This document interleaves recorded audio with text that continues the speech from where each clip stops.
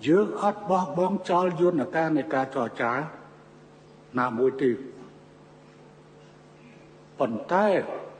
ca trò trá lực đi dương nâng bỏ buôn vì kỳ thầy dốc chồng đất ra sao chẳng buôn cái lại đi từ căn từ là ca ai cái nạ cam ca prom đá nấu phần to vì nết nâng đa ra bà cố nâng bọc bà cố prom đá chế bà tỏ tiếp bạn cái cha cái nạ cam ca này ớt trào thì ớt tình hạ thì mà bạn cái cha dương có nâng hơi vì cho cái đường thế dương dốc ta buôn chồng đất nâng từ là ca từ bà nô krauពីនោះ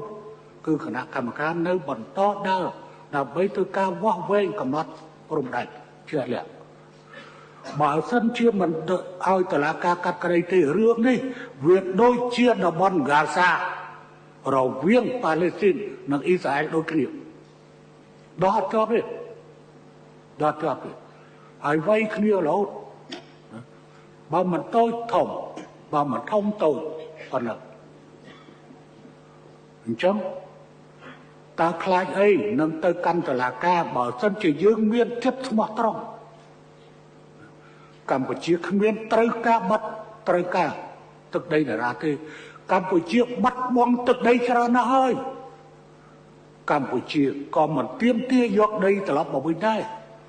តែកម្ពុជាសូមរក្សាសិទ្ធិការពារទឹកដីរបស់ខ្លួនតែប៉ុណ្ណោះ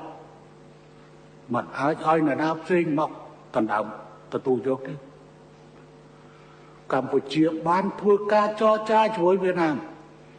បោះបកគោលរួចជាស្រេចចំនួន 84% រួចស្រេចទៅហើយនៅសល់ 16% ទៀតកំពុងតែធ្វើការចរចាហើយភាគីទាំងពីរគោរពគ្នាទៅវិញទៅមកកម្ពុជាជាមួយឡាវបានចរចាបោះបកគោលព្រំដែនចំនួន 86% ហើយនៅសល់ 14% ទៀត